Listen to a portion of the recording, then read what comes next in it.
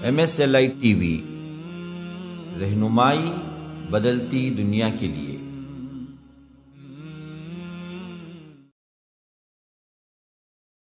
السلام علیکم ورحمۃ اللہ وبرکاتہ۔ ان الحمد للہ نحمده ونستعینه ونستغفره ونؤمن به ونتوکل علیہ ونعوذ باللہ من شرور انفسنا ومن سیئات اعمالنا، من يهده الله فلا مضل له ومن يضلل فلا هادي له، وأشهد أن لا إله إلا الله وحده لا شريك له، وأشهد أن محمدا عبده ورسوله، أما بعد، فإن خير الحديث كتاب الله، وخير الهدي هدي محمد صلى الله عليه وسلم، وشر الأمور محدثاتها وكل محدثة بدعة وكل بدعة ضلالة، وفي رواية وكل ضلالة في النار. فأعوذ بالله السميع العليم من الشيطان الرجيم من همزه ونفثه ونفخه. إن الدين عند الله الإسلام. فقال تعالى: اليوم أكملت لكم دينكم وأتممت عليكم نعمتي ورضيت لكم الإسلام دينا. اللهم أرنا الحق حقا وارزقنا اتباعه، وأرنا الباطل باطلا وارزقنا اجتنابه. اللهم علمنا ما ينفعنا وانفعنا بما علمتنا وارزقنا علما. رب اشرح لي صدري ويسر لي أمري واحلل عقدة من لساني يفقهوا قولي۔ اس اللہ کے نام سے ابتدا، اس کے ناموں کی کوئی انتہا ہی نہیں۔ وَلَوْ أَنَّ مَا فِي الْأَرْضِ مِنْ شَجَرَةٍ أَقْلَامٌ وَالْبَحْرُ يَمُدُّهُ مِنْ بَعْدِهِ سَبْعَةُ أَبْحُرٍ مَا نَفِدَتْ كَلِمَاتُ اللَّهِ۔ اس ذات اقدس پر کروڑوں درود و سلام ہو جو تمام جہانوں کے لیے رحمت للعالمین بن کے آئے تھے۔ اللہم صلی علی محمد وعلی آل محمد كما صلیت علی ابراہیم وعلی آل ابراہیم انک حمید مجید، وبارک علی محمد وعلی آل محمد كما بارکت علی ابراہیم وعلی آل ابراہیم انک حمید مجید۔ اسٹیج پر موجود معزز علماء کرام، ذمہ داران، برادران اسلام، واجب الاحترام بزرگوں، دوستوں، عزیز ساتھیوں، لائق احترام ماؤں اور بہنوں، اللہ تبارک و تعالی نے انسانیت کو جو سب سے بہترین اور خوبصورت ترین گفٹ دیا، وہ گفٹ، وہ تحفہ اسلام، دین۔ جس نے اسے سمجھا، یاد رکھیے، اس کے ذہن اور دماغ پر دنیا کی کوئی شے کبھی غالب نہیں آ سکتی، بہتری کے اعتبار سے، خوبصورتی کے اعتبار سے۔ لیکن جس نے اس کو نہیں سمجھا تو یاد رکھیے وہ اتنا حقیر ہو جاتا ہے اس حیثیت سے کہ دنیا کے ایک آنے دو آنے، وہ زمانہ تو نہیں رہا آنے کا، اب تو روپیے کا زمانہ ہے، لیکن میں کہتا ہوں کہ ایک آنے دو آنے میں بھی اپنا دین اسلام بیچ دیتا ہے، اتنا حقیر بن جاتا۔ تو اصل مسئلہ جو ہے، رب العالمین نے جو ہمیں گفٹ دیا ہے اس کے بارے میں جانکاری اور اس کی اہمیت اور اس کی ضرورت اور اس کی افادیت کا صحیح علم ہونا، یہ ہے دین سے نزدیکی کا سبب، اور اس کے بارے میں صحیح علم کا نہ ہونا وہ ہے دین سے دوری کا سبب۔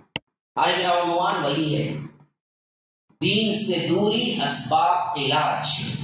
تو میں نے آپ کو پہلے ایک اصول بتا دیا کہ ذہن میں آپ بٹھا لیں، انشاءاللہ پھر اسی خطوط پر میری گفتگو ہوتی رہے گی، دائیں بائیں بہت سی باتیں آئیں گی، لیکن مرکزی مضمون سے میں ادھر ادھر نہیں ہوں گا۔ بس شرط یہ ہے کہ انشاءاللہ آپ توجہ دیں، اگر آپ توجہ سے سنیں گے تو بات بہت اچھی طرح سمجھ آ جائے۔ تو کائنات کی سب سے خوبصورت قیمتی ترین چیز اصل کیا ہے نا، وہ اسلام ہی ہے۔ دیکھیے دولت مل جائے دین نہ ہو تو کتنے مالدار وہ ہیں جو اپنی تکلیف کو ظاہر کر کر کے آخرکار بڑی بری موت ہو رہے ہیں نا کتنے، تو ویسا کام ہے۔ اگر خاندان حسب و نسب ہے تو کتنے لوگ خاندانی ہیں لیکن آخری وقت میں ایسے زمانے میں ایسی گئی گزری حالت میں مرے ہیں کہ سب افسوس کرتے رہ جائیں گے۔ اگر مال و دولت اور آل اولاد یا خوبصورت بیوی یا آکر عورت ہی کا مسئلہ ہے تو کتنے لوگ ہیں جو سینی ایکٹر کے معاملے میں بڑے بڑے ان کی خوبصورت بیویاں ہیں لیکن خود بیویوں نے شوہر کو مار دیا یا ٹنگا کے خودکشی کر کے مر گئے۔ کتنے سینی ایکٹر ہیں، ابھی قریب میں 2-3 تو مرے ہیں، مرتے ہی رہتے ہیں۔ بتاؤ مجھے ایک عالم کبھی خودکشی کر کے مرا ہے؟ پوری تاریخ شامل، پھر آ کے مجھ سے گفتگو کرو، لیکن تم بتا نہیں سکتے۔ اصل چین، سکون، اطمینان، خوشی، مسرت، کامیابی، فرحت صرف دین اسلام میں۔ یہ ملا تو سب اس کے تحت میں آپ کو کیا ہے نعمتیں ہیں، یہ نہ ملا تو کوئی نعمت نہیں۔ جس کی اصل جانکاری آپ کو ہونی چاہیے تو پھر ہماری قوم کبھی دین سے دور نہیں ہوتی۔ مسئلہ یہ ہے کہ اصل میں ہم کو دین پتہ ہی نہیں ہے کہ کس چڑیا کا نام ہے، ڈکشنری کا کیا معنی ہے، اصطلاحی کیا معنی ہے، دین کسے کہتے ہیں، دین اسلام کی بیوٹیز کیا ہے، خوبصورتی کیا ہے۔ یہی وجہ ہے کہ ہم دیکھتے ہیں کہ اصحاب رسول اللہ صلی اللہ علیہ وسلم جس حالت میں تھے جبکہ رب العالمین نے محمد رسول اللہ صلی اللہ علیہ وسلم کو بھیجا، اللہ کی قسم کھا کے کہتا ہوں، دوبارہ اور سہبارہ اللہ کی قسم کھا کے کہتا ہوں، آج کی حالت سے کئی گنا زیادہ بگڑی ہوئی حالت میں تھے۔ نہیں تھا کیا؟ تھے۔ آج تو پھر بھی کیا ہیں، اللہ کا نام لینے والے ہیں، پھر بھی کیا ہیں، کچھ نمازی ہیں، پھر بھی کیا ہیں، کچھ روزے دار ہیں، پھر بھی کیا ہے، ایک تمدن ہے، ایک تہذیب ہے، ایک معاشرت ہے، ایک معاشیت ہے، ہر چیز میں کچھ نہ کچھ ہے۔ وہ تو بالکل اجڑ قوم تھی نا، گوار قوم تھی نا، کچھ نہیں آتا تھا، نہ دنیاوی اعتبار سے نہ دینی اعتبار سے ان کے پاس کچھ تھا، حتیٰ کہ ان پر رول کرنے والا کوئی ایک حاکم بھی نہیں تھا، کیونکہ اس کو بھی نہیں مانتے، وہ تو قبائلی زندگیوں میں بٹے ہوئے تھے نا جی، نہ فارس کے تحت آئے تھے، نہ ایران کے تحت آئے تھے، نہ روم کے تحت آئے تھے، نہ ہرقل بادشاہ انہیں کنٹرول کر سکا تھا، نہ خسرو پرویز اسے کنٹرول کر سکا تھا جسے کسرا کہتے ہیں۔ حالانکہ دونوں مملکتیں بالکل جزیرے عرب کے آس پاس ہیں، لگے ہوئے ہیں، دونوں کی سرحدیں عرب سے ملتی تھی، مجھے قریب تھی دونوں مملکتیں، ادھر ایران تھا ادھر روم تھا، اور بڑی مضبوط ترین قومیں تھیں جن کی عمریں صرف حکومت کے اعتبار سے 400 سال 500 سال 1000 سال ان کی حکومتیں چل رہی تھی، لیکن پھر بھی ان کی جہالت کی انتہا یہ تھی کہ وہ عرب کو کنٹرول نہیں کر سکے، کسی بادشاہت کے تحت نہیں لا سکے۔ ان کا وہی کلچر تھا جو قبائلی تھا، جو بات میں اگر لڑائی شروع ہوتی تو کیا ہے، صدیاں چلتی۔ جب اللہ کے رسول صلی اللہ علیہ وسلم مدینہ پہنچے تو اسی وقت جنگ ختم ہوئی تھی جس کا نام تاریخ میں آتا ہے کہ جنگ بعاث تھی، اور اس وقت اس کے تھکے ماندے وہی لوگ تھے جو سب سے پہلے انصار بنے، آ کر اسلام قبول کیا 13ویں نبوت کے سال۔ ہمیں کیا پتا لیٹسٹ پکچر کب ریلیز ہوا وہ پتا ہوگا، نہیں سیرت سے کیا لینا ہے۔ ہمارا تو معاملہ ہی عجیب ہے، فیس بک میں ابھی کرنٹ ٹاپک کیا چل رہی ہے وہ معلوم ہوگا، لیٹسٹ گانا کون سا آیا ہے تیلگو میں، پتہ نہیں یہاں کیا چلتا ہے، مجھے معلوم نہیں، غلطی ہو تو معاف کرنا، تیلگو چلتی ہے کنڑا چلتی ہے مجھے نہیں پتہ نہیں، میرے کیف آپ اپنے اسٹیٹ کے لحاظ سے جانکاری کر لیں کیا کچھ چل رہا ہے، وہ سب پتا ہو۔ یہ نہیں تو خام یہ کرنا ہے وہ نہیں کرنا ہے، ایسے ہوتا ہے ویسے ہوتا ہے، انہی سوالات کرنے والے گلی کے نکر پر ٹکر پر کھڑ کے کیا گھنٹے گھنٹے بتانے والوں سے کہو کہ بھائی آج مطالعے کا دن ہے، ذرا آؤ سیرت النبی پڑھ لیں گے، خود بزی مولوی صاحب، بزی شیڈول ہے، کیا بزی، کونے پہ بیٹھ کے چاہ یعنی حالت درد دل سے شیئر کر رہا ہوں، یہ نہیں کہ میں طنز کر رہا ہوں۔ ہماری قوم کہاں جا رہی ہے؟ چائے خانوں میں جا رہی ہے۔ قوم کی حالت دیکھو، ہمارے نوجوانوں کے خیالات، انداز، اطوار دیکھو کہاں ہے، وقت کیسے ضیاع ہو رہا ہے۔ واٹس ایپ میں کتنے گھنٹے لگاتے ہیں، فیس بک میں کتنے گھنٹے لگاتے ہیں، ادھر ادھر کی چیٹنگ میں کتنے گھنٹے لگا دیے، بچا کچا وقت جو ہے کہ وہ کھانے پینے کے ڈشز میں لگاتی ہے۔ ماشاء اللہ بڑے کھانے والے بھی ہیں لوگ، کھلانے والے بھی، ہم مشہور ہیں آپ کے، لیکن صرف کھانا پینا ہی تو زندگی نہیں ہے، زندگی کچھ اور چیز کا بھی نام ہے میرے بھائی۔ تو ہمارے اندر وہ چیز ہے ہی نہیں کہ ہم جانکاری حاصل کریں کہ ہم جس دین کو پیدائشی اعتبار سے مان لیا آخرتاً اس کی بیوٹی وہی ہے۔ کبھی سرچ کیا آپ نے، کبھی سیکھا، کبھی سمجھا، کبھی پڑھنے کی کوشش کی؟ بیٹھے ہوئے میں کتنے لوگ ہیں جو قرآن کو مکمل ترجمے کے ساتھ پڑھے؟ بتائیے، بیٹھے ہوئے میں کتنے لوگ ہیں جن کو قرآن نہیں روزانہ 5 وقتہ نماز میں اللہ اکبر سمع اللہ لمن حمدہ، اللہ اکبر ربنا لک الحمد سبحان ربی العظیم سبحان ربی الاعلی، جو قرآن میں تسبیحات ہیں ان کے معنی کم از کم معلوم ہے؟ کتنے کو بتائیں؟ میں قرآن میں کیا ریسائٹ کرتے، تلاوت کرتے، وہ نہیں پوچھ رہا ہوں، ہر ایکشن پہ جو تکبیرات اور تسبیحات ہیں ان کے معنی کم از کم معلوم ہے کہ کیا ہے مطلب۔ روزانہ امام کہتا ہے سمع اللہ لمن حمدہ، آپ اٹھتے ہیں تو ایک مرتبہ جب جھکا تب اللہ اکبر کہا، تکبیر تحریمہ اللہ اکبر کہا، سجدے کو گیا اللہ اکبر کہا، دوبارہ سجدے سے اٹھا اللہ اکبر کہا، پھر دوبارہ سجدے ہو گیا اللہ اکبر کہا، لیکن رکوع سے اٹھتے وقت صرف اللہ اکبر نہیں، سمع اللہ لمن حمدہ کیوں کہا؟ آخر معنی کیا ہے؟ وہاں اللہ اکبر کیوں نہیں کہا؟ ہم کو کیا پتا؟ کبھی آیا آپ کے ذہنوں میں خیال؟ آخر ہم بھی دین کے نام لیوا ہیں، ہمارے اوپر بھی ضروری بنتا ہے کہ ہم کیا ہے، سیکھیں، علم حاصل کریں، جانیں۔ میرے بھائیو، اصل تبدیلی، اصل دوری، اصل پوائنٹ یہی ہے کہ ہم نے دین اسلام کو سمجھا ہی نہیں، اور علاج بھی اسی میں مضمر ہے کہ آپ اس کو سمجھنا شروع کر دیں، تب آپ کو پتا چلے گا کہ واہ کیا بہترین تہذیب، کیا تمدن، کیا معاشرت، اور کیا چیز دیا ہے رب نے جو پوری کائنات میں کہیں ڈھونڈنے سے نہیں ملی۔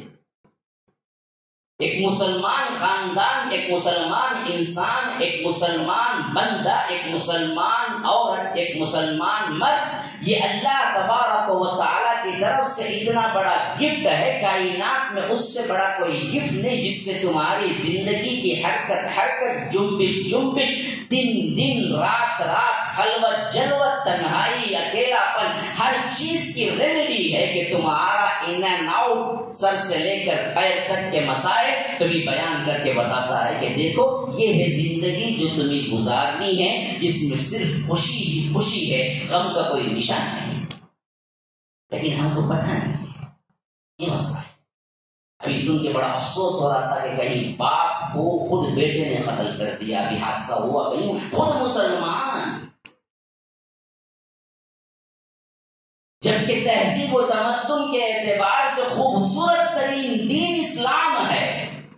ایسی تہذیب دیا، ایسا تمدن دیا، ایسی معاشرت دی، ایسا خاندانی نظام دیا کہ وہ لڑکی، وہ بچی جس کو خود زندہ درگور کر دیا کرتا تھا خود باپ اپنے ہاتھوں سے لے جا کر، جاہلیت کے زمانے میں سنن دارمی کے اندر یہ روایت پوری کی پوری موجود ہے، جس میں ایک صحابی اللہ کے رسول صلی اللہ علیہ وسلم کے پاس اسلام قبول کرتے ہیں، پھر زار و قطار ہوتے ہیں اور کہتے ہیں کہ اے اللہ اللہ کے رسول کیا اللہ میرا گناہ معاف بھی کر دے گا؟ تو اللہ کے رسول پوچھتے ہیں کہ کیا تمہیں پتہ نہیں ہے کہ اسلام قبول کرنا پچھلے تمام گناہوں کو معاف کر دیتا ہے، اور تمہارے جتنے کچھ گناہ ہیں اللہ تبارک و تعالی یہ اسلام قبول کرنے سے تمہیں معاف کر دیا ہوگا۔ تو جب تم الگ سے کیوں پوچھتے ہو کہ اللہ میرا ایک کون سا گناہ ہے جو معاف نہیں کرے گا؟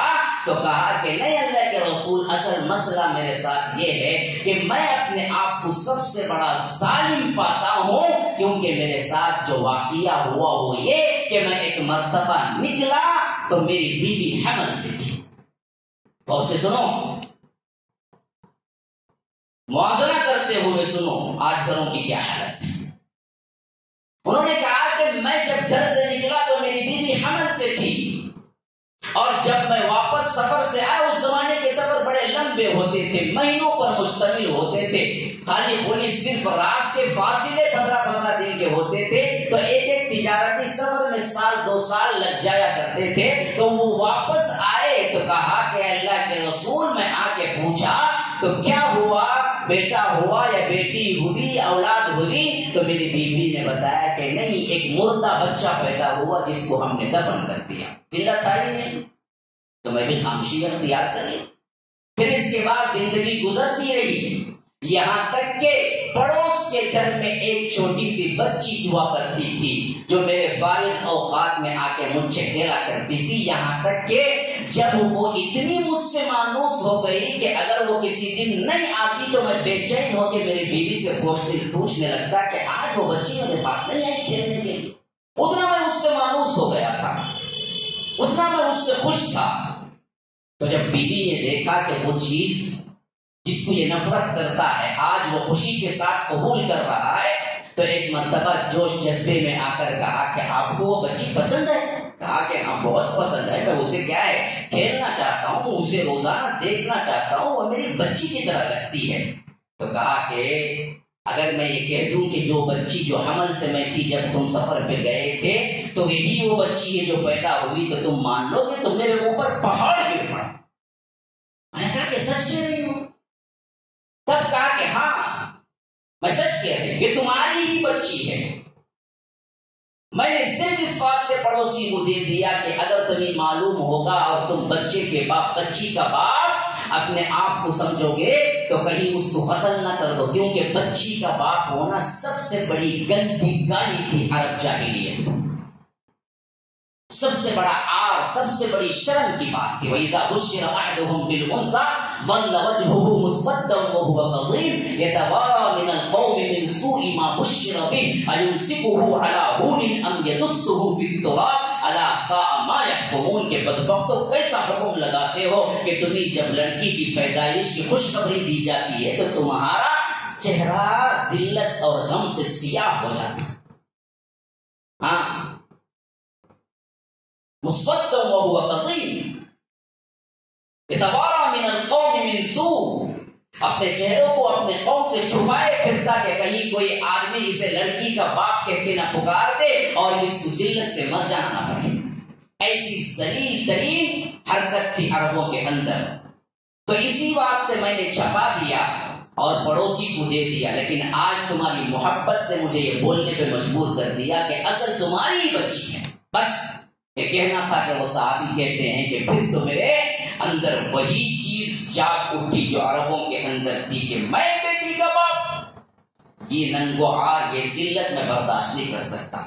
میں نے اپنی بیوی کے سامنے تو ظاہر نہیں کیا، لیکن اسے بالکل نگرانی میں رکھا، یہاں تک کہ ایک مرتبہ اس بچی نے کہا کہ ابا جان مجھے لے جائیے تفریح کے طور پر، ساتھ میں لے جائیے۔ تو میں نے اس بچی کو ماں سے کہا کہ اسے سیر تفریح کر کے لاتا ہوں، اور سیدھے ایک ایسے دور دراز علاقے میں پہنچا جہاں پر پہلے سے میں نے گڑھا کھود رکھا تھا، اور اس کو بٹھا کے اور گہرا گڑھا کھودنے لگا، یہاں تک کہ اس کے کھودنے سے مٹی جو اڑ کے آ رہی تھی وہ میرے داڑھی کے بالوں میں پیوست ہو رہی تھی۔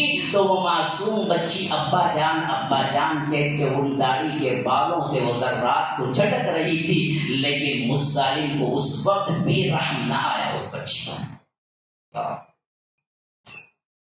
یہ دین ہے، جاہلیت میں ایسا ہی ہوتا ہے انسان، دین انسان بناتا ہے، ایسا اسلام جانور سے انسان بناتا ہے، ورنہ تو ہم بھی کھاتے پیتے صرف ایک جانور ہے۔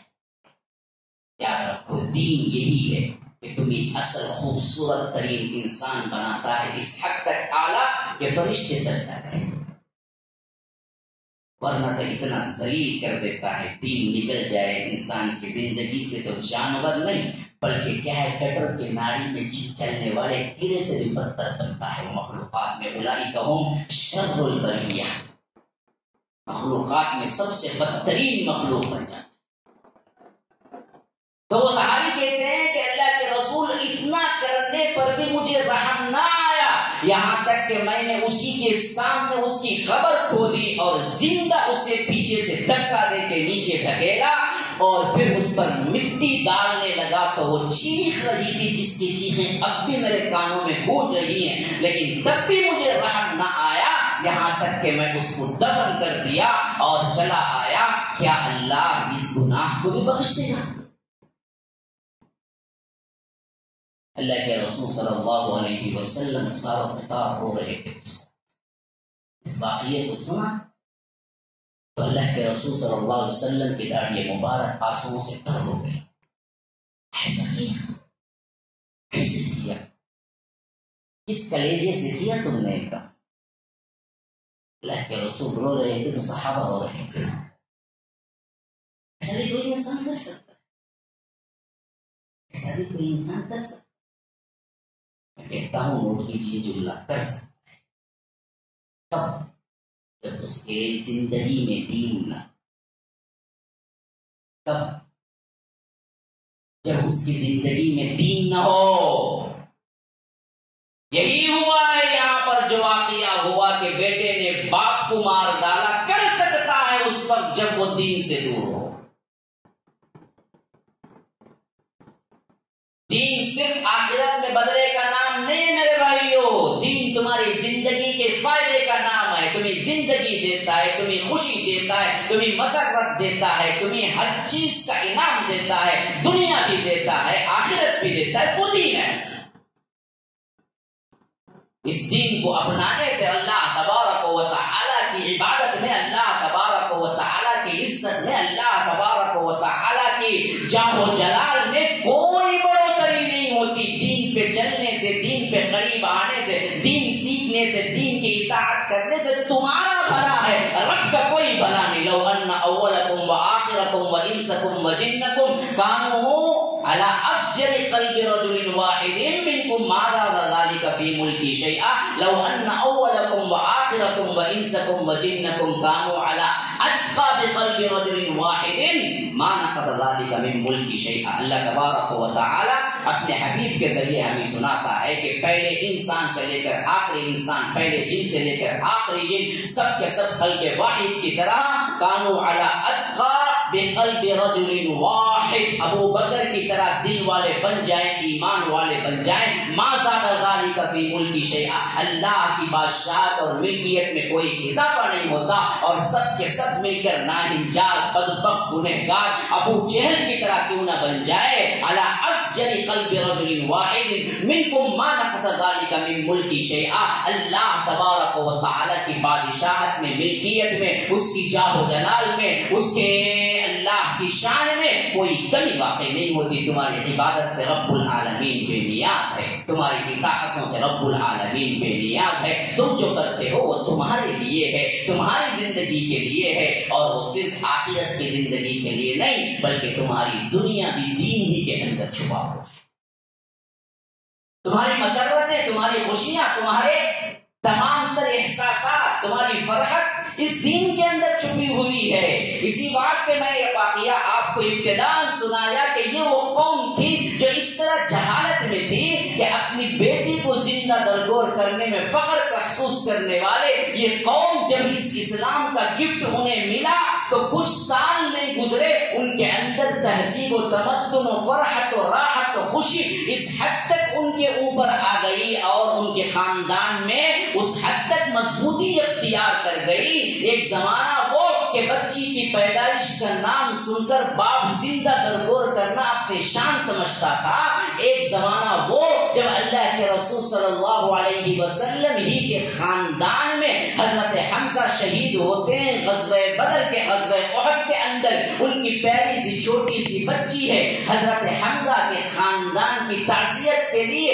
بدر کے بعد احد کے بعد جب اللہ کے رسول گھر تشریف لے جاتے ہیں اور اس وقت حضرت حمزہ کی چھوٹی بچی ان پہ نظر پڑتی ہے تو اللہ کے رسول صلی اللہ علیہ وسلم کو یہ دیکھ کر اپنے آنکھوں پہ آنسو کو کنٹرول کرنا مشکل ہوتا ہے کہ یہ پیاری سی بچی اب یتیم ہو چکی ہے، حمزہ اللہ کو پیارے ہو چکے ہیں، سید الشہداء بن چکے ہیں، لیکن یہ چھوٹی سی اولاد، اس کا پرسان حال کون ہوگا، اس کو مینٹین کون کرے گا، اس کی کفالت کون کرے گا، اس کی سرپرستی کون اٹھائے گا؟ اللہ کے رسول ابھی سوچ ہی رہے ہوتے ہیں تو اللہ کے رسول صلی اللہ علیہ وسلم کی عدالت میں یہ مقدمہ پیش ہوتا ہے کہ ایک طرف حضرت علی کے بھائی حضرت جعفر جو ہیں وہ آ کے کہہ رہے ہوتے ہیں اے اللہ کے رسول یہ دراصل میری بیوی اور اس کی اماں یعنی اس بچی کی اماں اور میری بیوی دونوں بہنیں ہیں اور آج حمزہ شہید ہو چکے ہیں اور ان کی بچی ہے تو میری سب سے زیادہ خواہش ہے کہ میں حمزہ کی بچی کی کفالت میں کروں گا، اس واسطے مجھے دے دیجئے۔ اور ادھر زید بن حارثہ اللہ کے رسول صلی اللہ علیہ وسلم کے نیک پالک بیٹے متبنہ بیٹے آگے کھڑے ہوئے ہیں اور کہہ رہے ہیں اللہ کے رسول نا اللہ کے رسول آپ ہی نے حضرت حمزہ کو ساتھ میں میرا بھائی بنایا تھا، دینی بھائی بنایا تھا، میں حمزہ ہم دونوں بھائی ہیں، اب بھائی کی بیٹی کو پرورش کرنے کا حق مجھے ملنا چاہیے۔ ایک بچی کی پرورش کے لیے اللہ کے رسول کی عدالت میں دو بھائی دروازہ کھٹکھٹا رہے ہیں، کہاں وہ موقع جہاں بچی کی پیدائش میں باپ خود زندہ درگور کرنے پہ کیا ہے آ رہا ہے، کہاں یہ شاندار نظام اللہ کے رسول نے دین کے طور پہ دیا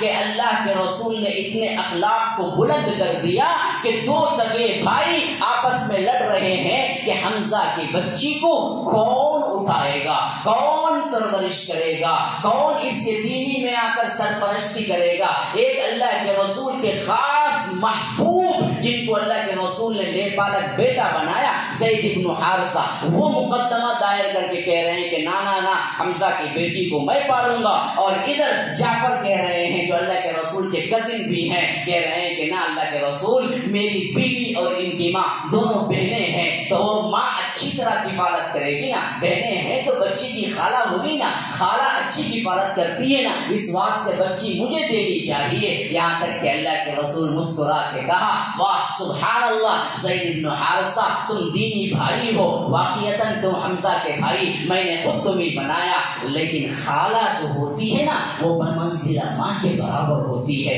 تو بچی کی خالہ کا زیادہ حق بنتا ہے کہ بچی کی پرورش کرے۔ یہ کہہ کے اللہ کے رسول حمزہ کی بیٹی کو رضی اللہ عنہ حضرت جعفر کے سپرد کرتے ہیں کہ تم پرورش کرو۔ کہاں وہ انسانیت کی گری حالت، کہاں یہ بلندی معراج انسانیت کی، کون دیا؟ دین کو سمجھو۔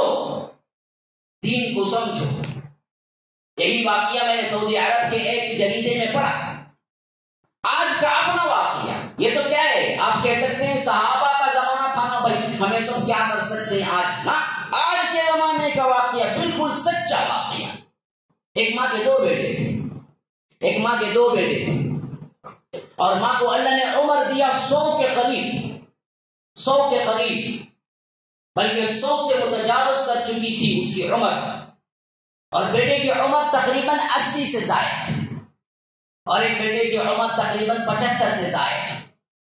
ایک بیٹے کے گھر میں رہ رہی تھی، یہاں تک کہ عرصہ گزرا تو دوسرے بیٹے نے کہا کہ حق بنتا ہے کہ اب ماں میرے گھر میں رہے۔ کہاں آج کے ہمارے گھر ماؤں کو لاکھوں سے مار کے نکال رہے ہیں بیویوں کے کہنے پر، کہاں یہ مقدس گھرانہ جو کہہ رہا ہے کہ نہ اتنے دن ماں تمہارے پاس رہی، یہ بہت بڑا گفٹ ہے رب کا کہ ماں کی خدمت کا موقع ملا ہے، آج مجھے میری ماں چاہیے لیے میں خدمت کروں گا، تم نے اتنے برس خدمت کی، آج میں خدمت کروں گا۔ دوسرا بھائی کہتا ہے کہ نہ، یہ خدمت کا گفٹ مجھے ملنا چاہیے، میں تمہیں نہیں دوں گا، حتیٰ کہ دونوں سعودی عدالت میں پہنچ جاتے ہیں۔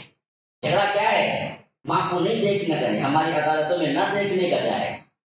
ہماری عدالتوں میں مسائل جو آئیں گے وہ کیا ہیں؟ ہمارے بیٹے جو ہیں ایک ہی ماں کی اولاد، ایک ہی باپ کی اولاد، اس واسطے جھگڑے پہ جائے گی کہ دیکھو یہ ماں آ کے ہمارے گھر میں رہ جاتی ہے جس سے مجھے پالنے پرورش کرنے کا پیسہ نہیں ہے، میں پہلے ہی کمزور ہوں، اس واسطے اسے حکم دو کہ دوسرے بیٹے کا خرچہ کریں۔ اٹھائے گا، یہ واقعہ بالکل اٹھا تھا۔ ماں کی خدمت کرنے کے لحاظ سے دونوں جا کر مقدمہ دائر کیے، کہا کہ دیکھو ہم چاہتے ہیں کہ ماں میرے گھر میں رہے، دوسرا بیٹا کہہ رہا ہے کہ میرے گھر میں رہے۔ اب قاضی فیصلہ کرے کہ اس نے دراصل اتنے سال سے ماں کی خدمت کی، آج میں خدمت کرتا ہوں۔ کہہ رہا ہے بڑا بھائی جو 80 سال سے اوپر ہے، جو 75 سال سے اوپر ہے، وہ کہہ رہا ہے کہ دیکھو تم بوڑھے ہو، آج تمہاری خدمت کرنے کی ضرورت ہے، اس واسطے مجھے دے دو، میں وہ چھوٹا ہوں، میں خدمت کرنا چاہتا ہوں۔ تو بڑا بھائی نہیں مان رہا ہے۔ کہاں یہ کہ خود کا بیٹا باپ کے گلے پہ چھری رکھ دیا، مار دیا۔ کہاں جا رہی ہے یہ دین؟ کہاں جا رہی ہے امت؟ کہاں جا رہی ہے انسانیت؟ کہاں جا رہے ہیں ہم؟ ذرا تصور کر کے دیکھو، کیوں اتنے گر گئے؟ کیوں اس بستی میں پڑ گئے؟ واحد وجہ یہی ہے کہ ہم نے دین کو سمجھا ہی نہیں ہے۔ سمجھے ہوتے تو یہ واقعات ہوتے جو میں بیان کر۔ آخر جج نے کہا کہ اماں اس فیصلے کا حق مجھے تو نہیں ملتا، آپ بھی کہہ دیجیے آپ کس بیٹے کے ساتھ رہنا چاہتے ہیں۔ اماں نے بڑا کڑا جواب دیا۔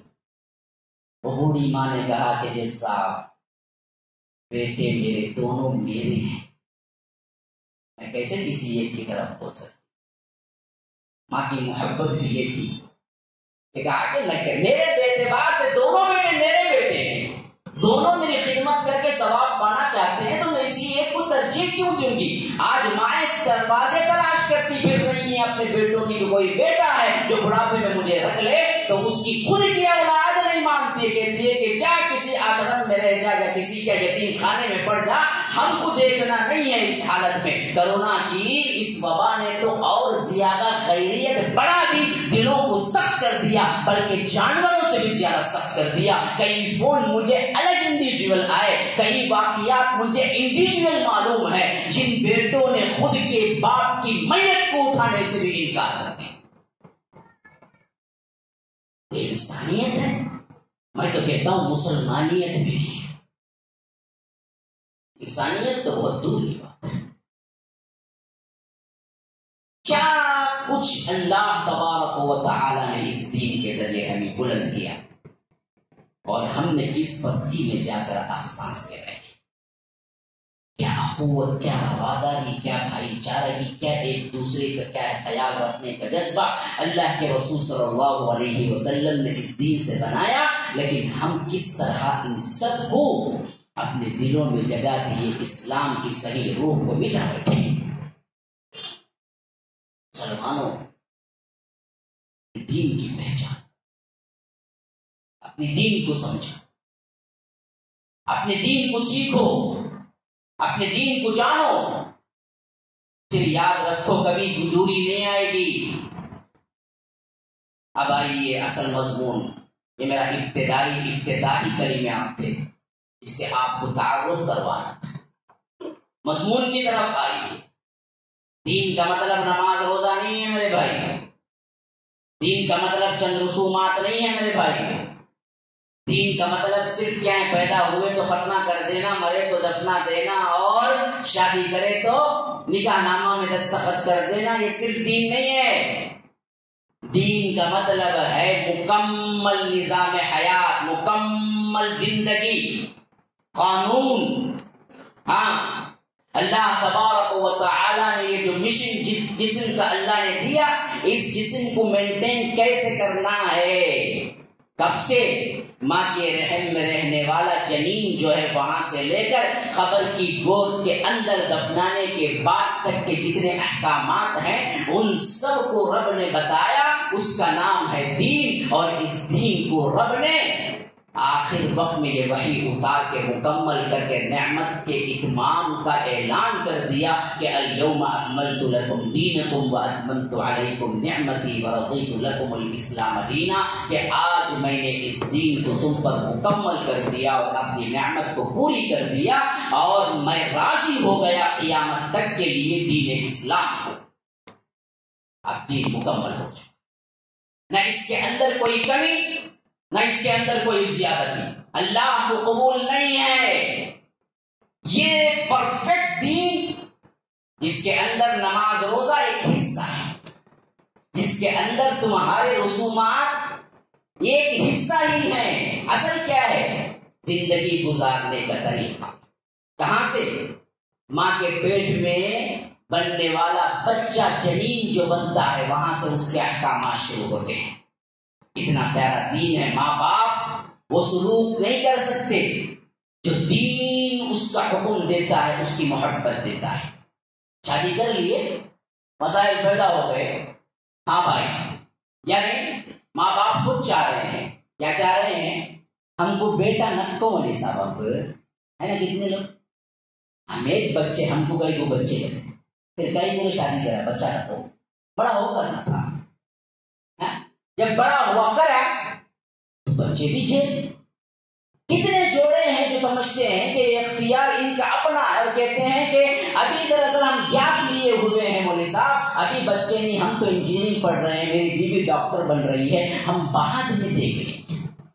اور کبھی اتفاق سے حمل ٹک گیا تو اس حمل کو گرانے میں ذرا برابر بھی شک نہیں کرتے، اور لے جا کے گرا کے آتے ہیں، ایسے ہزاروں حمل، لاکھوں حمل گرتے ہیں ایک دن میں کائنات دنیا کے اندر۔ یہ باپ اور ماں خود اپنے بچے کو مار دینے کی رسم کو کوئی پکڑ کے حفاظت کرتا ہے، اس معصوم بچے کی تو وہ دین ہے۔ اور اللہ کے رسول صلی اللہ علیہ وسلم نے ہمیں بتایا کہ دیکھو یہ دراصل قتل ہی ہے، اور خود قرآن میں بتایا کہ وَلَا تَقْتُلُوا أَوْلَادَكُمْ خَشْيَةَ إِمْلَاقٍ نَحْنُ نَرْزُقُكُمْ وَإِيَّاهُمْ، کہ دیکھو مفلسی کے گھر سے اپنی اولاد کو قتل نہ کرو، ہم تمہیں بھی رزق دیتے ہیں، ان کو بھی دیتے ہیں، بھئی اس کی ذمہ داری میرے اوپر ہے، تمہارے اوپر نہیں ہے۔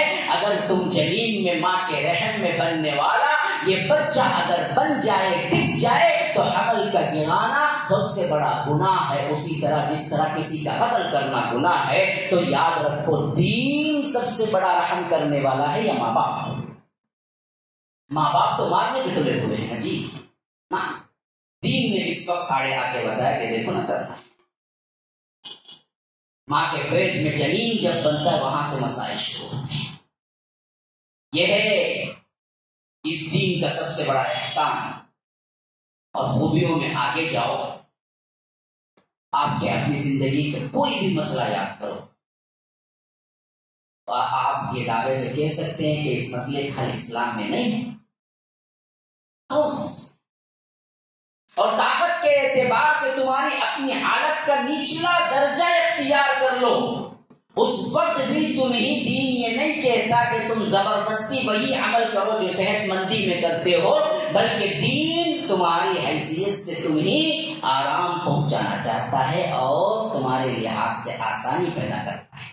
یرید اللہ بکم اليسر ولا یرید بکم العسر، اللہ تمہارے ساتھ آسانی چاہتا ہے، تنگی نہیں چاہتا۔ ان دو کی مثالیں دیتا ہوں پھر آگے بڑھ جاتا ہوں۔ پہلے میں نے کہا کہ زندگی کا تمہارا کون سا ایسا مسئلہ ہے جو تم کہہ سکو کہ دیکھو میرا یہ مسئلہ ہے اور یہ دین میں نہیں ہے، اس واسطے میں دین سے بیزار ہوں۔ میں کہوں گا کہ بھائی تمہارا علم کم ہے، تم نے علم حاصل نہیں کیا، اس واسطے تم سمجھتے ہو کہ تمہاری زندگی کا مسئلہ دین میں حل نہیں ہے، ورنہ تو دین کا نہیں بلکہ تمہاری زندگی کا ہر مسئلہ دین میں اس کا حل موجود ہے۔ بتاؤ، اور علماء سے پوچھ لو یا پڑھ لو، تمہیں اس کا مسئلہ مل جائے گا۔ آج سب سے زیادہ کیا ہے؟ معاشی اعتبار سے پریشان ہے۔ ایک مثال دے کے آگے بڑھتا، ہر جگہ جاب میں، کرونا میں آدھی سیلری، بعضوں کو وہ بھی نہیں، گھر میں مسائل، گھر میں رہے تو بیوی چیختی، باہر گئے تو کوئی کام نہیں تو لوگ چیختے، ہر جگہ چیخ ہی چیخ ہے۔ مولوی صاحب پریشان ہو، حل نہیں ہے، حل اپنے آپ سے آپ نے بگاڑ لیا، ورنہ حل تو ہے، حل تو اسلام نے دیا تھا۔ حل تو اس کے لیے رب العالمین نے 1400 سال پہلے جب اس دین کو مکمل کیا اسی وقت یہ چیز بتا دیا کہ تم ایک دوسرے کی مدد کرنا، ایک دوسرے کا تعاون کرنا، ایک دوسرے پر رحم کرنا، ایک دوسرے کے اوپر ان کے مالوں پر حق ہے، صرف تمہارا نہیں بلکہ دوسروں کا بھی، حق للسائل والمحروم، کہ تمہارے مال کے اندر صرف تمہارا حق نہیں ہے، میں میرے بچے دوسرے سب لچے کے اصول نہیں ہے، بلکہ تمہارے مال میں ان سب کا حق ہے جن کے اللہ تبارک و تعالی نے ضرورت مند بنا دیا، جن کے مسائل ہیں، تم نے اختیار ہے، جاب نہیں ہے، کمیٹیاں فارم کرو اپنے اپنے علاقوں میں، ان نوجوانوں کو ڈھونڈو جن کے جاب گئے ہیں، اپنے زکوٰۃ کا پیسہ لگاؤ، بیت المال قائم کرو اور ان کے مسائل کے حل کے اعتبار سے ان کو پیسہ دینا ہے، جاب دینا ہے، محنتیں کرو، بیٹھ کے صرف باتیں کر لینا یا ایک دوسرے پہ کیچڑ اچھالنے سے مسائل حل نہیں ہوتے۔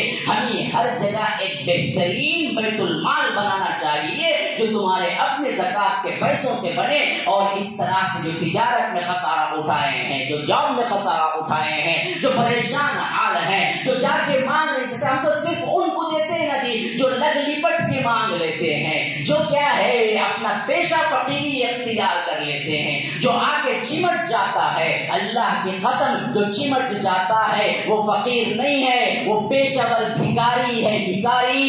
یہ پیشہ ور بھکاری کو دینے کی تاکید کہیں نہیں آئی، دینے کی تاکید تو اصل مفلس کو، اصل وہ جو اپنی عزت کے خاطر کہیں نہیں پوچھتا۔ ہاں اللہ نے فرمایا کہ یہ جاہل لوگ سمجھتے ہیں ان کو دیکھ کر کہ یہ لوگ بڑے اچھے پیسے والے اور اپنے آپ میں مست رہنے والے، ضروریات کو پورے کر دینے والے، نہ نہ نہ، یحسبهم الجاہل اغنیاء من التعفف، کہ جو لوگ مانگنے سے پرہیز کرتے ہیں اور اس میں جاہل لوگ سمجھتے ہیں کہ یہ ان کو پیسے کی ضرورت نہیں ہے، لیکن تمہارے اوپر ذمہ داری بنتی ہے کہ ایسے سفید پوش لوگوں کے جاؤ، ٹوک لگاؤ، ان کو کسی نہ کسی بھی میٹھی میٹھی باتوں سے ان کے احوال سنو، پھر ان کی ضرورت کا پیسہ انہیں تحفتاً دے کر مدد کرو، پیشے کے اعتبار سے بھکاری پن اختیار نہ کرو۔ ہاں یہ سکھایا ہے تو مسئلہ ہے، لیکن ہم تو صرف ان کو دیتے ہیں جو چمٹ جاتا ہے، جو مانگنے والا فقیر بن جاتا ہے، جو قرض مانگ مانگ کے دیوالیہ ہو جاتا ہے، تب جا کے ہم اس کو دیتے ہیں۔ کوئی اچھا آدمی فقیر ہے، مانگتا نہیں ہے، اور آپ کو معلوم بھی ہے اس کے گھرانے میں بہت تنگی چل رہی ہے، لیکن کیا ہے ہم کبھی نہیں دیتے اس کو، ہم کبھی نہیں دیتے، اور دیے تو بھی 10 مرتبہ بول کے بتا کو کیا حالت تھی، معلوم تیرا لاک ڈاؤن تھا نا، دیا نہیں میں 10,000 تجھے، اس میں تو سوچتا کاش کہ میں اس سے پہلے مر جاتا تو اچھا تھا، اس طرح بے عزت تو نہ کرتا ہے۔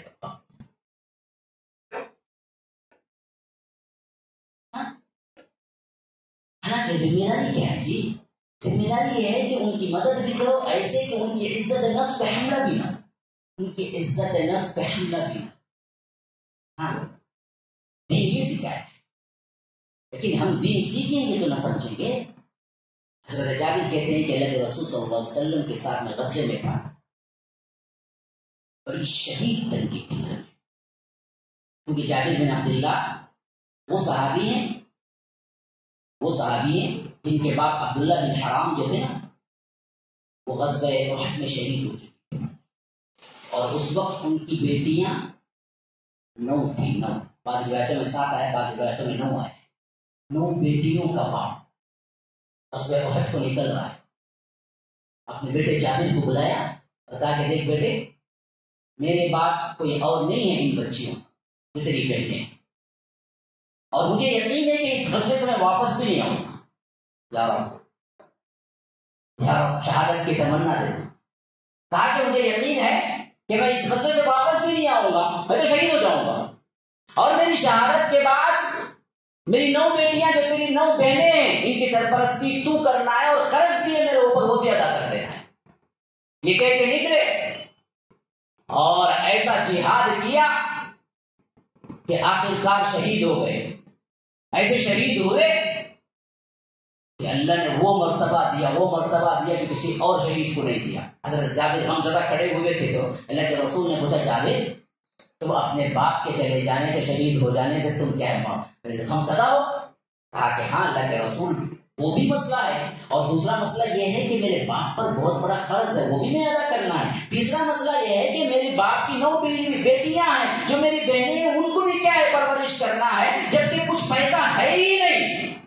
اللہ کے رسول نے کہا کہ لیکن جابر یاد رکھو تمہارے باپ کے ساتھ تمہارے رب نے کیا سلوک کیا پتہ ہے؟ کہا کہ کیا کیا؟ کہا کہ اللہ نے بغیر حجاب کے کسی سے بات نہیں کیا، لیکن جابر اللہ نے تمہارے باپ سے بغیر حجاب کے بات کی۔ تفسیر ابن کثیر کی روایت استبشرون بنعمت من اللہ کی تفسیر کے اندر موجود۔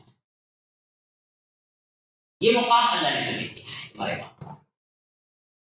پھر اللہ کے رسول نے وہ قرضہ بھی کیسے اتارنا ہے سکھایا۔ یاد رکھو تنگی میں بہت سے لوگ قرضے لیے ہوں گے، ان کو اسلام میں ریمیڈی ہے۔ اللہ کے رسول نے کہا کہ جابر جتنے قرضدار ہیں سب کو بلاؤ، سب کو بلائے، جو کچھ بھی ہے لے کے آؤ۔ لے کے آئے، سب کو بلایا۔ اللہ کے رسول نے کہا کہ دیکھو بھائی جابر کے باپ نے اتنا قرض لیا ہے اور اب جابر کے پاس اتنا ہے، دیکھو جتنا ہو سکتا ہے تم لے کے جاؤ، باقی جو ہے وہ معاف کر دے، جو ہو سکتا ہے جو من پڑا ہے وہ دے دے۔ اور اللہ کے فضل سے وہ اللہ کے رسول نے اپنی دعا کے ساتھ ہاتھ ڈالا، برکت کا ہاتھ وہ اس طرح تقسیم ہوا کہ سب کے قرضے ادا ہو گئے۔ لیکن ایک بیوٹی یہ نکلی، ایک چیز یہ نکلی، ایک مسئلہ یہ بتا دیا کہ قرض داری میں لوگ جب قرض لے لیں اور ان کے ساتھ اس کو پھیرنے کا معاملہ نہ ہو، ایسے میں اسلام تمہیں سکھاتا ہے جو قرض لیا ہے اس کو وقت بھی دو، اور جو مل گیا اس پر اسے باقی کا معاف کر دو۔ 100 روپے دیے قرض داری آ کے کہہ رہا ہے کہ بھائی بہت تنگی ہے، 10 روپے تو ادا کرتا ہوں، 90 معاف کر دو۔ میں کورٹ کو جاؤں گا، ارے کورٹ کو گیا تو وہ 10 روپے میری نہیں تھی، وکیل سے جائے گا نا، معاف کر دو، جو ملتا لے۔ تنگی کا زمانہ، قرضدار ہے اس کے ساتھ حسن سلوک کرو، اسے وقت دو۔ اسے اتنا تنگ کرتے کہ وہ سلام بھی نہیں کرتا، سامنے مل کو بھی کیا ہے دیکھے نہیں سکھا دیکھے جی قرض لے وہ سلام بھی نہیں، تمہیں اس طرح سے اسے وہ عادت، اسے تنگ نہیں کرتا، وہ سلام کرتا تھا۔ تمہیں اتنا تنگ کی ہے کہ انہیں سامنے آنا نہیں چاہتا، کیا اگر کو حل ہے؟ تو اسی واسطے کہتے ہیں کہ جابر میں جب جا رہا تھا سب تنگی کا زمانہ تھا، میرا گھوڑا سست تھا، اللہ کے رسول قریب آئے، پوچھا جابر کیا حال ہے؟ کہا کہ اللہ کے رسول ایک تو تنگی، اوپر سے میرا گھوڑا ایسا سست کہ پورے قافلے کو بیزار کر کے رکھ دیا ہے۔ تو اللہ کے رسول نے ایسے یوں ہاتھ پھیرا، یوں ہاتھ پھیرا گھوڑے پر، تو اللہ کے رسول کا ہاتھ پھیرا تھا۔ جابر کہتے ہیں کہ اتنا تیز رفتار نکلا تو کبھی کبھی تو اللہ کے رسول کے گھوڑے سے تیز ہونا چاہتا تھا، میں ادب کے لحاظ سے اسے پیچھے کھینچ لیتا اور کہتا کہ نہ، اللہ کے رسول کے آگے کوئی نہیں جائے گا۔ یہاں تک کہ اللہ کے رسول مدینے کے انٹرنس کے قریب آ گئے، یہ غزوہ تبوک سے واپسی کا زمانہ ہے غالباً۔ جب وہاں قریب آ گئے تو پوچھا جابر، فرمائیے اللہ کے رسول لبیک و سعدیک، کہا کہ یہ گھوڑا بیچنا چاہتے ہو؟ گھوڑا بیچنا چاہتے ہو؟ اللہ کے رسول نے پوچھا صلی اللہ علیہ وسلم بہت چھوٹا درود، میں سمجھتا ہوں بولنے پر دانت وغیرہ چڑھ کے داڑھ وغیرہ میں سوراخ تو نہیں ہوتے، تو کہنا چاہیے، اتنی بھی محبت نہیں ہے اپنے رسول سے۔ تو اللہ کے رسول صلی اللہ علیہ وسلم نے پوچھا کہ یہ گھوڑا بیچنا چاہتے ہو؟ کہا کہ ہاں اللہ کے رسول صلی اللہ علیہ وسلم، لیکن ہے تو کون لے گا؟ ایک تو کیا ہے، پہلے ہی میرے پاس دوسری سواری نہیں ہے، اور مسئلہ یہ ہے کہ زیادہ قیمت میں بھی نہیں جائے۔ اب اللہ کے رسول نے قیمت لگانا شروع کیا، کہا کہ 1 درہم، ایک درہم میں کہاں سے ہوگا، بہت کم قیمت، تو تم گھوڑا ہے، تھوڑی بکری ہے، 1-2 درہم۔ تو اللہ کے رسول یوں بڑھا دے گے صلی اللہ علیہ وسلم، 300 400 500 200۔ جب اس کی برابر کی قیمت پہ حضرت جابر نے کہا کہ اللہ کے رسول صلی اللہ علیہ وسلم یہ صحیح ہے، تو کہا کہ دیکھو یوں مجھے دے دو، اور پیسے جیسے ہی مجھے گھر میں داخل ہوگا میں تمہیں دے کے بھیج دوں گا، ڈیل طے، معاملہ طے۔ یہ ڈیل کرنے کا ایک انداز ہے، بعد میں دے سکتے ہیں، پہلے ڈیل مکمل ہو سکتی ہے، ایک طریقہ ایک مسئلہ ہے۔ تو اللہ کے رسول صلی اللہ علیہ وسلم نے یوں کیا، اور جیسے ہی پہنچے حضرت جابر نے اپنا گھوڑا اللہ کے رسول صلی اللہ علیہ وسلم کے حجرے میں باندھا اور پیدل گھر پہنچے، اور اللہ کے رسول صلی اللہ علیہ وسلم نے عثمان کو یا کسی اور صحابی کو بلایا، کہا کہ دیکھو یہ گھوڑا لے جاؤ اور اس کی قیمت لے جاؤ، دونوں لے جا کے کہنا کہ یہ گھوڑے کی قیمت ہے اور یہ گھوڑا تمہیں تحفہ ہے. دینے کا انداز کہیں دیکھا آپ نے؟ ہاں جی پریشان ہو گئے. جابر نے کہا کہ کیا اللہ کے رسول کو گھوڑا پسند نہیں آیا صلی اللہ علیہ وسلم؟ کہا پسند تو آیا. اللہ کے رسول صلی اللہ علیہ وسلم نے اس لیے بھیجا ہے کہ اللہ کے رسول صلی اللہ علیہ وسلم نے کہا کہ دیکھو یہ گھوڑے کی قیمت تو رہی لیکن یہ گھوڑا اللہ کے رسول نے آپ کو گفٹ کر دیا. اور شروع میں جو باری لگوائی 1 درہم 2 درہم 4 درہم 5 درہم یہاں تک کہ وہ برابر میں ہاں کر گئے، وہ اس واسطے کہ جاننا چاہتے تھے کہ اصل گھر میں ان کو کتنی ضرورت ہے.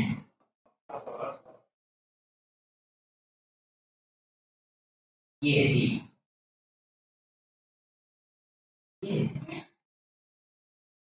اس کو اپناؤ، ہماری زندگی گلزار بن جائے گی.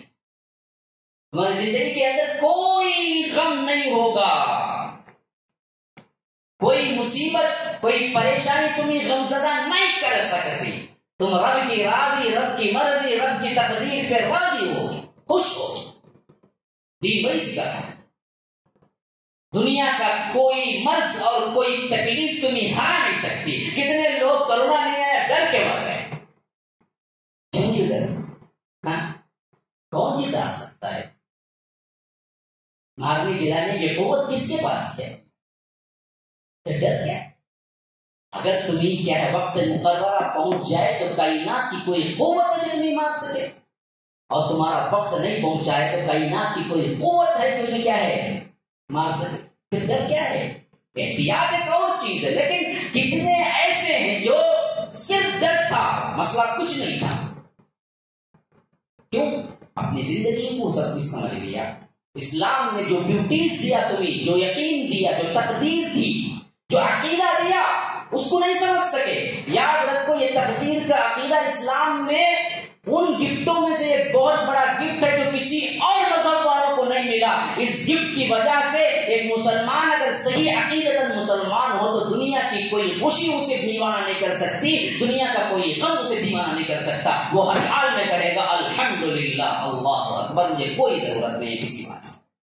لاکھوں کا نقصان ہو جائے آ کے کہے گا الحمدللہ اللہ کی مرضی تو ہوا. لاکھوں کا آپ کو کیا ہے منافع ہو جائے اور آپ کو اچانک فون آ جائے کہ آپ کے اکاؤنٹ میں $500 بلین پڑے ہوئے ہیں، انہیں جا کر دیکھنے سے پہلے اٹیک سے مر جائے.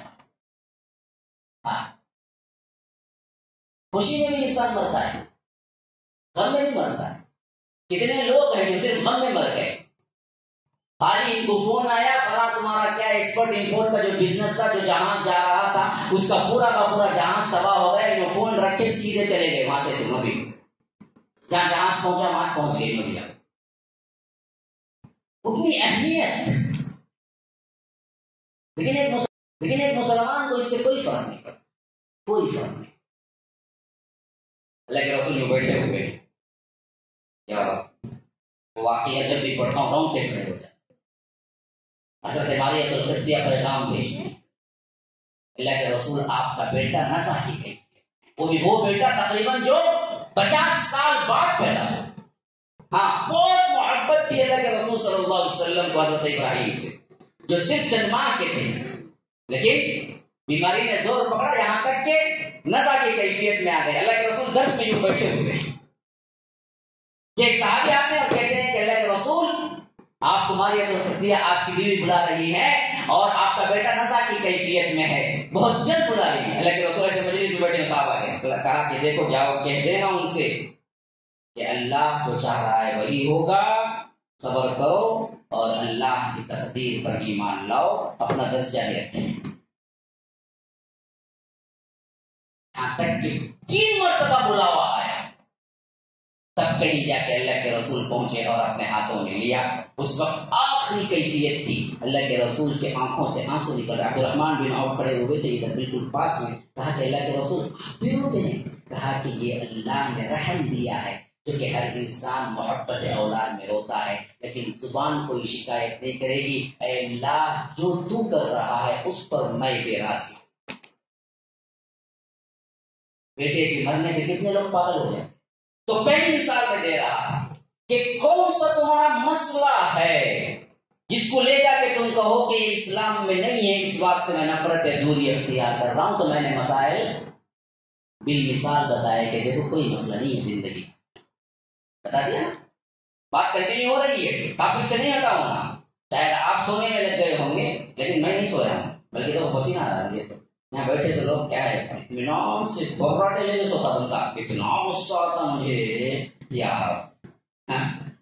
یہاں پورا میں ایڑی چوٹی کا زور لگا کے کچھ سمجھانے کی کوشش کر رہا ہوں، ان کو ہم لگتا ہے کہ لوری دے رہا ہوں ماشاء اللہ، اور یہ ٹیک لگا کے خبراٹے لیتے اب دن محفل ایسے ہی ہے، کیونکہ دلچسپی نہیں نا، وہ یوٹیوب میں کھولو 2 گھنٹے کی فلم ہنکیاں مشتاقوں میں بڑک بھی چمکتا نہیں، 2 گھنٹے نہیں آتی، رات کے 1 گھنٹے سے 3 گھنٹے تک دیکھتا، کیا مجھے سب تمہیں بھی دیکھتے کیا ایسا برابر بولتے نا کچھ نہیں لوگوں سے سنتا، الحمدللہ سنتا، لوگ قریب ہوتے ہیں نا، ماشاء اللہ سے اللہ نے ایک محبت ڈال دی ہے، یہ اللہ کا بہت بڑا گفٹ ہے کہ آپ لوگوں کی محبتیں جو آج میں یہاں پر بول رہا ہوں، حیدرآباد نے مجھے جو محبت دی ہے نا، میرے اپنا سگا وطن نہیں دیا ہے، اتنی محبتیں دی ہیں مجھے ماشاء اللہ سے، تو یہ سنتا ہوں تو میں آپ کو بتا رہا ہوں یہ حالتیں ہوتی ہیں لوگوں کی، تو 2 گھنٹے جو آنکھ بند کر کے جھپکے بغیر پلک جھپکائے بغیر دینا تو اصل اس کا انٹرسٹ ہے، دوسرا کچھ نہیں ہے، تو یہاں جو بیٹھتے ہی نیند آ جاتی ہے نا، اس کا کیا ہے انٹرسٹ نہیں ہے، ذوق شوق نہیں ہے، ورنہ تو اس کو بھی نیند نہیں آتی، تو میں اپنے ٹریک کو بالکل سیدھے جا رہا ہوں کہ میں نے وہاں سے لیا آپ کو جہاں سے دین کی جانکاری ہو، اور وہاں سے پھر ٹرن کیا بیوٹیز جان لو، پھر اس میں آپ کو 2 چیک رکھے، پہلا چیک ایک رکھا کہ ایسا کوئی مسئلہ نہیں ہے جس کے لیے آپ دین سے دوری اختیار کریں، یہ کہہ کر میں نے 3-4 مثالیں عصر حاضر کی صحابہ والی دے دی، اور دوسرے سیکشن کو میں نے اٹھایا، وہ یہ تھا کہ اس پر چلنے میں کوئی سختی نہیں ہے، اللہ نے تمہارے حالات کے تحت کم سے کم تر بنا کے سہل بنا کے تمہیں یہ دین پیش کیا، جس کی مثالیں اب دے رہا ہوں 2-3 وہ ذہن میں رکھیں۔ دین پر چلنا بہت آسان ہے، الدین یسر، دین آسان ہے، لیکن اس کا مطلب تمہارے دماغ میں آسان ہے کا مطلب نہیں، وہ بھی غلط سمجھ لیتے بعض لوگ، بعض لوگ کیا کرتے دین آسان ہے بول کے اپنی غلطیوں کو برابر ٹھہراتے ہیں، سگریٹ پیتا کیا جی سگریٹ میں حرام، دین بہت آسان ہے مولوی صاحب، اچھا دین آسان ہے تو زنا کر لے، دین آسان ہے، شراب پی لو دین آسان ہے، ڈانس بار میں چل جاؤ دین آسان ہے، پردہ چھوڑ دو دین آسان ہے، اب جو بولتے ہیں نا مولوی بھائی دیکھو پردہ کرو بھائی داڑھی رکھو، دین آسان ہے مولوی صاحب، یہ ملا ہے نا بہت سخت بنا دیتا، کیا داڑھی میرے میں تو جنت کو نہیں جان گی کی؟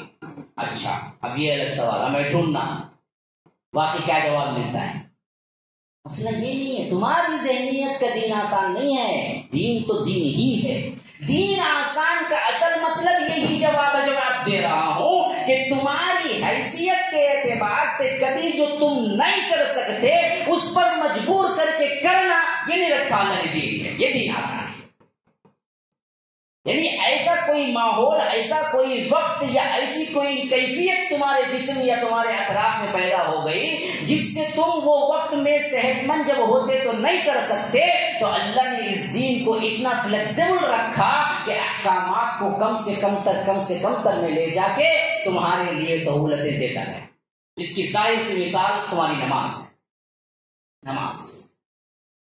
نماز کو کیا شرط،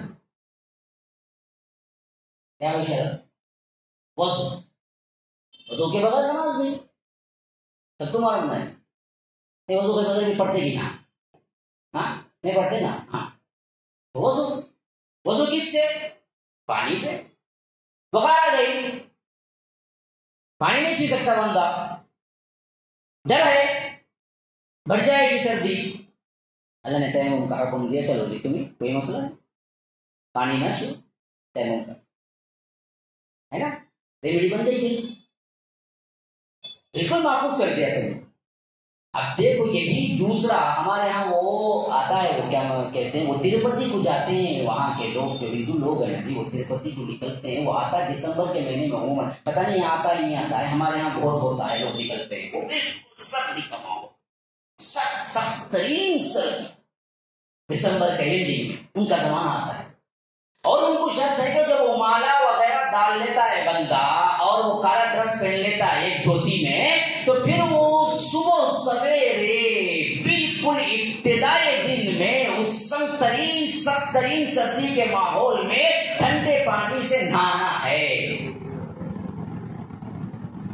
اب دوسرا بیمار ہے، ان کی شریعت کیا بولتی؟ نہیں اب تیمم کرنا بولتی ہے، ان کو نہیں بولتی، نہ کو مرتے بھی ہاسپٹل کو جاتے بھی، لیکن نہانا نہیں تو نکل جاتا باہر، نہیں اللہ نے کیا کیا، ریمیڈی نکالا، تو یہ پانی نہیں ہو رہا ہے تیمم کر لو جی۔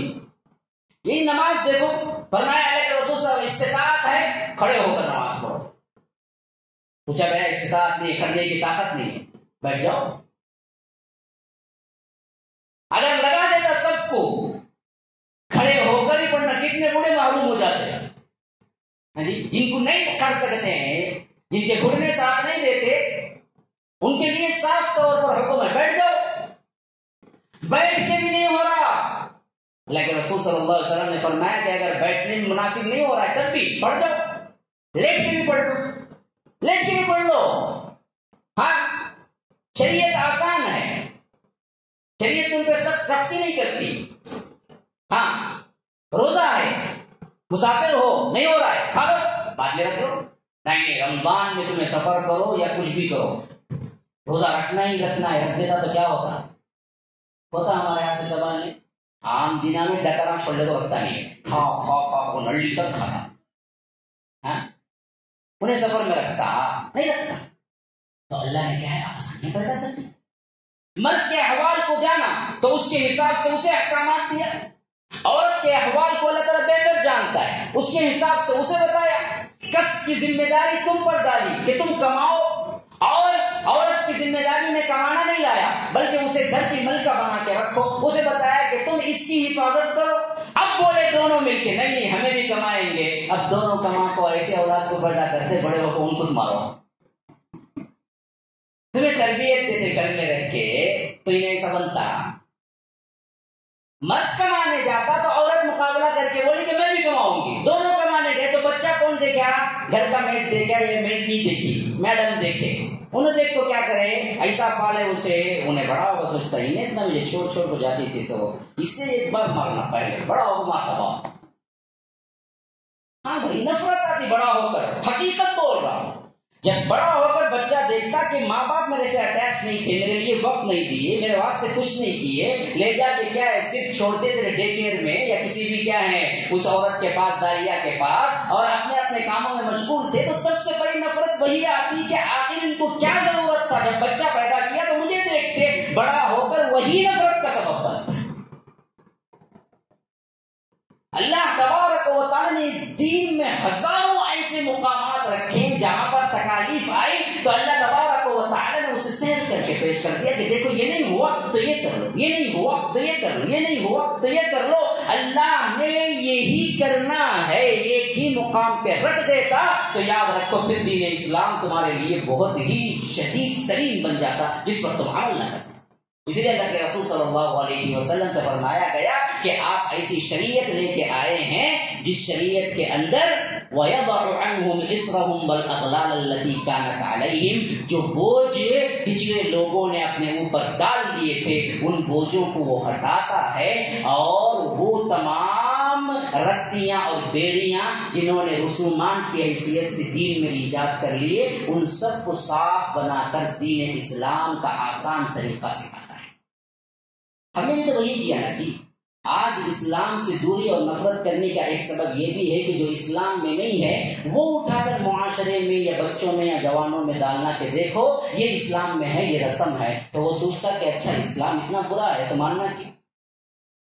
میں ایک مثال دیتا ہوں، دیکھیے پتا یہاں ہے یا نہیں ہے پتا نہیں، لیکن عموماً جوڑوں میں شادی ہو کے نئے آتے دونوں جوڑے، اب ماں باپ کا فرض کیا ہوتا، الٹا ان کو بتلاتے کہ دیکھو میاں بیوی کی زندگی کیسی گزارنی ہے، آپ کے اندر محبت الفت کیسی رہنی ہے، حقوق کیسے رہنے ہیں یہ بتانے کے بجائے جو ان کے بوڑھا بوڑھی ان کو سنا کے رکھتے وہ بتاتے کیا فلاں دن نہیں ملنا، محرم میں نہیں کرنا، تو الگ انہیں الگ، اتنے مہینے ہوئے میکے میں کیا کرنا، 6 بجے کے بعد لائٹ نہیں ڈالنا، ٹوائلٹ کو گئی تو ایسا جانا، وہ منبوس لینے کو نہیں آنا، نہائے بغیر کچن میں نہیں آنا، کافی بنانا نہیں، انہیں صبح سویرے 3 گھنٹے کو اٹھی 4 گھنٹے کو اٹھی، نہانے کی ضرورت ہے، نہانے کی ضرورت تھی یا مرد کو تھی یا عورت کو، اچھا کافی بنا کے پی کے نہائیں گی بولے تو بہت سے گھروں میں کیا میں خود دیکھا ہوں صبح میں نہائے بغیر کچن کو نہیں پورا منبوس ہو جائے گا. کون بولے گی نہائے بغیر کچن کو گئے جا، بریانی کھائی جا، کنڈا کھائی جا، تمہارے سگریٹ کھائی جا، سب کھاؤ، تم نہ کون روکے؟ صحت ہے وہ ہمارے فضل کرتا ہی اس کو کرے وہ.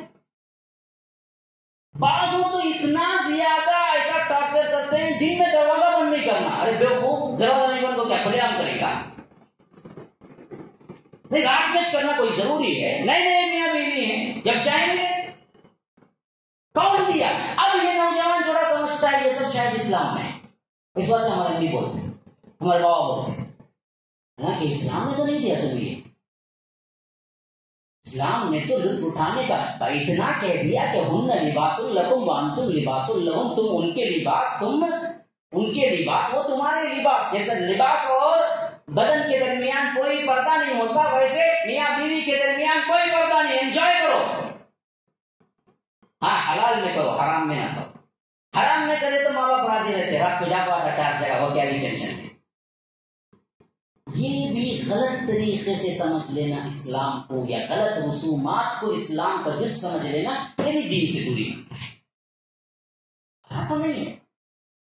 حتیٰ کہ روزے میں بھائی، روزے میں کو پتا نہیں ہوگا مسئلہ، روزے میں آپ کیا ہیں حالت جنابت میں رات میں، مسئلہ اس کا نہیں ہے. مسجد بھی ہے، بعض لوگ سمجھتے ہیں یہ سب مسائل مسجد میں بولنا نہیں ہوتا، دوسرے بولے جاتی ہاں چیکنگ کرے جا بیٹھ کے مسجد میں وہ سب کرے گا. یہ بولتے ہیں کیا ہوتا بہت سے کیا ہے چہروں پہ کیا ہے لکیریں پڑ جاتی، کیا چیز ہے، بے حیا مولوی ہے اس کا، تمہیں بڑے حیا دار مولوی کی. مسئلہ دین کا ہے تو حیا کا نہیں ہوتا میرے بھائی. ان اللہ لا یستحی، اللہ تبارک و تعالی شرماتا نہیں ہے. اب دیکھیے نا یہ رمضان کا روزہ ہے، حالت جنابت میں آپ سو گئے، اٹھے، وقت سحر ہے، سحری کا وقت ختم ہوا چاہتا ہے، اس کے بعد 1 گھنٹہ تم کو فجر کا وقت مل رہا ہے، تو اس پر کوئی گناہ نہیں کہ وہ پہلے حالت جنابت میں ہی سحری کھا لے اور اس کے بعد غسل کرے. جنابت کی حالت کی وجہ سے اس کے صیام میں، روزے میں کوئی اثر نہیں پڑتا. اتنا آسان رکھا ہے، لیکن لوگوں کو معلوم ہی نہیں ہے. اس واسطے کیا کرتے ہیں نئے جو لے رہے تو رمضان میں شادی ہوئی یا رمضان کے قریب شادی ہوئی، اس بات سے یہ 1 مہینہ ملنا نہیں، تو اماں کے گھر بھجا تو باؤ کے گھر بھجا، دونوں الگ کرو عید کے بعد آؤ. اب انہیں سوچتا اتنا سخت ہے دین ہے، رمضان میں ملنا چاہیے. ارے رمضان میں دن میں ملنا نہیں، احل لکم لیلۃ الصیام الرفث الی نسائکم، رات میں عورتوں سے ملنا تمہارے لیے حلال کر دیا گیا ہے. یہ سب مثالیں اس واسطے میں دیا کہ دیکھو یہ دین آسان ہے، ریمیڈی دے رہا تھا، یہ نہیں تو یہ نہیں، یہ نہیں تو یہ نہیں، غلط طریقے سے سمجھ لینا خود ایک رکاوٹ، ایک بیزاری کا ماحول بنا دیتا. تو 2 باتیں میں نے اصولاً بیان کی، اس کی مثالیں بیان کر دی. اب اس سے زیادہ نہ میرے پاس وقت ہے نہ آپ کے پاس شاید ہے، اس واسطے جہاں پہ میری عزت ہے تب تک میں اٹھ جانا بہتر ہے. اب بعد میں چیر نیچے سے کھینچے بعد اٹھ کو جانا وہ برابر نہیں. اس واسطے آپ سن لیے، اب عمل کرو اور دیکھو آپ کے اندر خود ایک اسلامی کلی ذہنیت بنے گی اور اس کے قریب آنے کا جذبہ آتا جائے. تو کریں گے عمل؟ عمل کب ہوگا بھائی؟ یاد رکھو جب جانیں گے تبھی کریں گے، جانے بغیر کر ہی نہیں سکتے آپ. ہاں تو اس واسطے پہلا کنڈیشن جانو کہ دین کیا ہے. جانیں گے اپنے اپنے محلے کے مساجد کے امام جو ہے ان سے رابطہ کرو، ان کے قریب ہو، ان سے جاؤ، ان کو تحفے تحائف دے کر مناؤ مجھے دین سکھا. اپنا کام بننا کر جاتے نہیں، وہ کالج کے کونے کو پڑھتے، وہ گلی کے کونے کو پڑھتے، اسے لولان ہوتے رہتے، اسے کاٹ لیتا، انہیں ادھر نامہ لکھ لیتا کرتے، کیا خون سے لکھتا کرتے نام انہیں، اس کی محبت میں دیوانہ پاگل بن جاتا. لیکن جس کے لیے اصل پاگل بننا ہے اس کے لیے نہیں بنتا. یہ پورے مینار ہیں، روشنی کے مینار ہیں یہ لوگ، ان سے رابطہ کرو، جاؤ ملو، دین سیکھو سمجھو۔ اللہ تبارک و تعالیٰ کہنے سننے سے زیادہ عمل کی توفیق عطا فرمائے۔ اللہ تبارک و تعالیٰ ہماری بیٹھنے کو قبول فرمائے۔ اللہ تبارک و تعالیٰ ہمارے گناہوں کی مغفرت فرمائے۔ جیسے ہم سب کو یہاں پر اکٹھا فرمایا ہے، امام الانبیاء سید المرسلین و آخرین جناب محمد رسول اللہ صلی اللہ علیہ وسلم کے ساتھ جنت الفردوس میں بھی اکٹھا فرمائے۔ اعلیٰ باللہ توفیق صلی اللہ وسلم علی نبینا محمد۔ اسأل اللہ لی ولکم ولسائر المسلمین من کل ذنب فاستغفروه انه هو الغفور الرحیم۔ السلام علیکم ورحمۃ اللہ وبرکاتہ۔ سامعین و ناظرین، الحمدللہ مسجد السلام کی تکمیل بہت جلد مکمل ہونے والی ہے۔ اس کے لیے آپ حضرات سپورٹ کیجئے، اللہ تبارک و تعالی آپ کی مدد کرے گا۔ صدقات و خیرات کے ذریعے، مرحومین کے نام سے، اور بھی دوسرے جو انفاق کے ذرائع ہیں ان تمام سے مسجد السلام کو اور MSLA ٹی وی کو آپ سپورٹ کرتے رہیے۔ فجزاکم اللہ احسن الجزاء۔ والسلام علیکم ورحمۃ اللہ وبرکاتہ۔